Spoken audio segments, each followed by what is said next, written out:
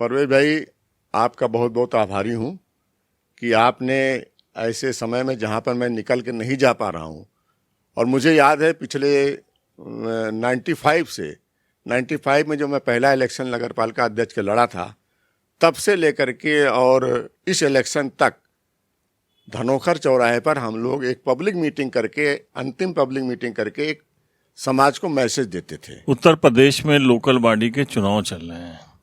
हम रोज आपको अलग अलग लोगों से मिलवाते हैं, अलग अलग शख्सियत से मिलवाते हैं। पूर्वांचल का प्रवेश द्वार कहा जाता है बाराबंकी। बाराबंकी से जो लोग जुड़े हुए हैं या जो ज़रा भी सियासत के बारे में जानते हैं, उन्होंने 3-4 दशक में एक नाम ज़रूर सुना होगा, जिनको लोग कहते हैं सुधीर कुमार सिंह, और जो उनको ठीक से जानते हैं वो उनको सिद्धू भैया कहते हैं। आज हमारे बीच में वो शख्सियत मौजूद हैं। लगातार दशकों से, पिछले कई दशक से वो हर चुनाव में बहुत एक्टिव रहते थे, लेकिन एक हादसे के चलते वो इस वक्त राजनीति से थोड़ी सी दूरी बनाए हुए हैं। हमारे साथ मौजूद हैं। निकाय चुनाव के बारे में हम उनसे बात करेंगे, लेकिन सबसे पहले हम उनसे उनकी सेहत के बारे में बात करते हैं। सिद्धू भैया, स्वागत है। और कैसे हैं आप? बहुत बहुत धन्यवाद, आपने हमारी सेहत की भी चिंता की, और मैं पूरी तरह से स्वस्थ होने की कगार पे हूँ। लगभग काफ़ी स्वस्थ हो चुका हूँ और जल्दी ही आप सबके बीच में पुनः मैं वापसी लूँगा। बहुत बढ़िया सिद्धू भैया। घर में रह के थोड़ी सी बेचैनी महसूस कर रहे होंगे जब चुनाव चल रहा होगा, क्योंकि लगातार हम 2-4 दशक से देख रहे हैं आप हर चुनाव में एक्टिव रहते हैं। निसंदेह, इसमें कोई दो राय नहीं है। राम जन्मभूमि आंदोलन से मैं जुड़ा, उसी आंदोलन से प्रेरित होकर के, और 1986 से मैंने विश्व हिंदू परिषद के तले अपना काम शुरू किया, और 1988 में जहाँ बैठे मेरे निवास स्थान पे, तब ये सत्यप्रेमी नगर वार्ड हुआ करता था, और तो बाराबंकी में 16 वार्ड होते थे। मेरा वार्ड यहाँ से लेकर के संतोषी माता मंदिर तक और उधर नेबलेट कॉलेज की और आगे तक पूरा हुआ करता था। बहुत बड़ा वार्ड था, और मैं यहाँ का निर्वाचित सभासद हुआ। उसके बाद में मैंने भाजपा ज्वाइन करी। भाजपा ज्वाइन करने के उपरांत मैंने 91 से लेकर के और अब तक के सारे चुनाव लड़ाए। यहाँ से लेकर के उत्तर प्रदेश में विभिन्न जनपदों का प्रभारी रह करके वहाँ भी चुनाव लड़ाने का मैंने काम किया। चूँकि सभासद रहा, इस नाते नगर के नागरिकों की पीड़ा को मैं समझता हूँ। 95 में मैं चुनाव भी लड़ा यहाँ पर, और बहुत कम मतों से। आप सबको पता होगा कि यहाँ के बहुत बड़े पूंजीपति जो यहाँ के चेयरमैन हुआ करते थे, उनका चैलेंज रहता था कि मुझे कोई चुनाव नहीं हरा सकता। उनकी गिनती 5000 शुरू होती थी, और मेरा चुनाव उनके सामने हुआ, और वो भी चुनाव हारे और मैं भी चुनाव हारा। समाजवादी पार्टी पहली बार यहाँ से चुनाव जीती थी। वरना आप सब जानते हैं कि इस नगर के विकास के लिए जितनी चिंता पहले के चेयरमैन जो हुआ करते थे, जैसे बाबू श्रीनाथ सिंह रहे, राम सिंह जी रहे, जिनके द्वारा ये नगर पालिका का उद्घाटन हुआ, जिनके द्वारा बनवाया गया। ऐसे शख्सियत, श्रीनाथ सिंह जैसी शख्सियत यहाँ के चेयरमैन होते थे। ननकऊ सेठ, जिनके खिलाफ मैं चुनाव ज़रूर लड़ा था, लेकिन वो भी एक शहर की शख्सियत थे, लेकिन व्यवसायी होने के कारण वो पूरी तरह से राजनीतिक नहीं हो पाए। और बाराबंकी जनपद को आज स्वर्गीय बेनी प्रसाद वर्मा जी की मुझे याद आती है कि बेनी बाबू का ज़िला कहा जाता था। निसंदेह पहले मोहसिना की दवाई का ज़िला था, फिर बेनी बाबू का ज़िला हुआ, लेकिन बेनी बाबू ने जनपद में बहुत सारे काम किए थे निश्चित तौर के ऊपर, उससे कहीं से पीछे नहीं हटा जा सकता है। लेकिन भारतीय जनता पार्टी की पिछले दशक से जो नगर पालिका अध्यक्ष बने, चाहे वो रंजीत बहादुर श्रीवास्तव हो, चाहे उनकी धर्मपत्नी शशि जी हों, इन दोनों ने भी नगर के विकास में कोई कसर नहीं रखी है।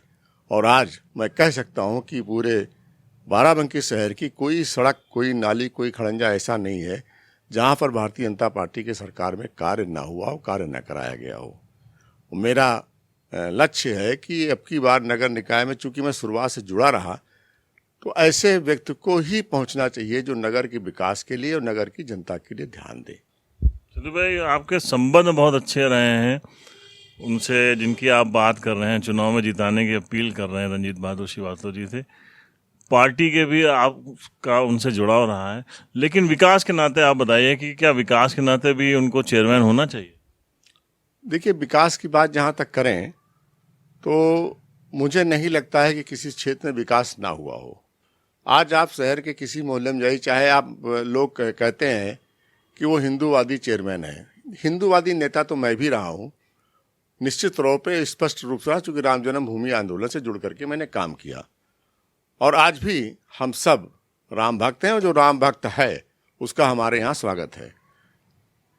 इनके कार्यकाल की जहाँ तक बात की जाए तो ईदगाह मैदान हो, चाहे पीर बटावर की सड़कें हों, जहाँ पर भी आप देखेंगे, चाहे आप बारादरी का मोहल्ला हो, चाहे जो भी हो, उन सारे इलाकों में वहाँ पर जिस तरह से सतप्रेमी नगर का विकास हुआ, कैलाश आश्रम का विकास हुआ, उसी तरह से बेगमगंज का भी हुआ, उसी तरह से पीर बटावन का हुआ। मतलब कह सकते हैं कि ये सब चुनावी स्टंट होते हैं, जो बातें या हेट स्पीचेस दी जाती हैं।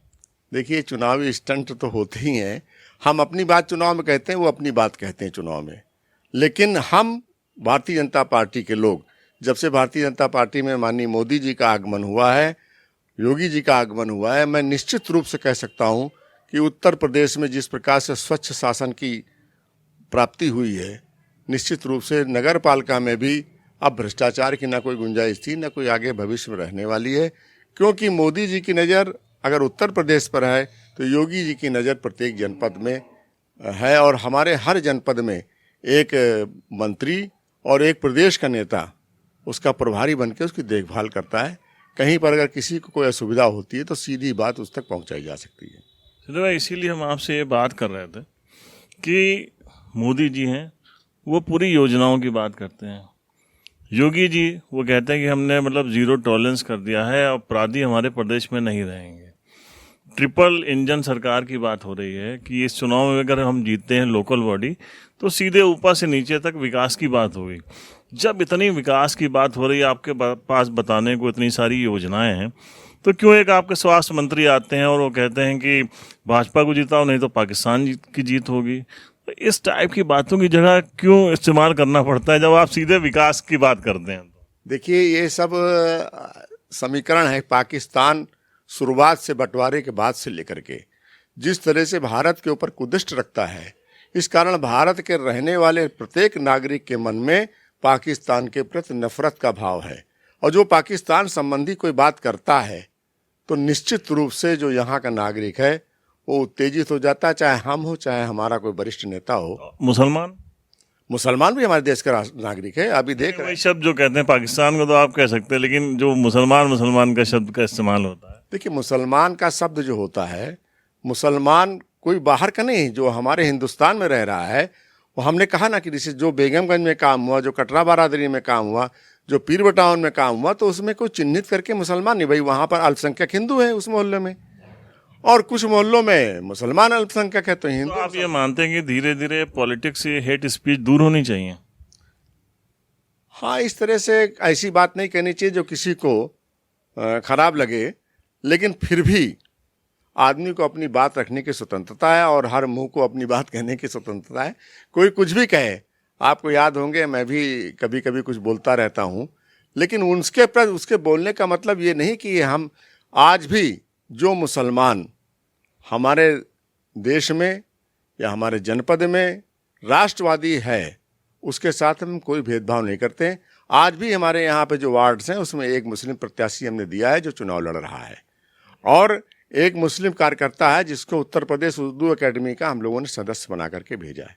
तो एक अहम इशू है ये जो अपने शहर के बीच से नाला बहता है, इसके दोनों तरफ बहुत ज़्यादा इंक्रोचमेंट है, कब्जे हो गए थे और का नोटिसें भी दी गई थी। अब वो सही है या गलत हो तो कोर्ट का फैसला होगा, लेकिन अगर इनका दोनों साइड में जो है एक रोड बनाने का एक प्लान हुआ, तो आपसे एक बार बात भी हुई थी हम लोगों की इस पे संभवतः, इस बारे में क्या सोचते हैं आप?